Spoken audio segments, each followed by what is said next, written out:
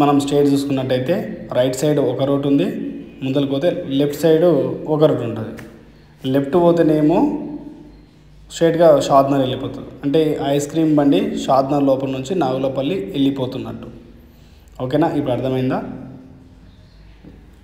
కిందికి పోవద్దు, ఈ టర్నింగ్ ఉంటుంది, టర్నింగ్ నుంచి లోపలికి రావాలి. ఇదేంటి ఇది షాద్నగర్ వెళ్ళే రోడ్. ఇది ఆటో వస్తుంది కదా, అది షాద్నగర్ వెళ్ళే రోడ్డు. ఇది నుంచి ఎగ్జాక్ట్గా షాద్నగర్ బస్ స్టాండ్కు మన అకాడమీకి 2.6 ఎగ్జాక్ట్గా 2.6 ఉంటుంది చూడండి. మనదేమో అక్కడ ఉండేదేమో ఆ ఇంట్లో, అక్కడ వైట్ ట్యాంకులు కనబడే దగ్గర.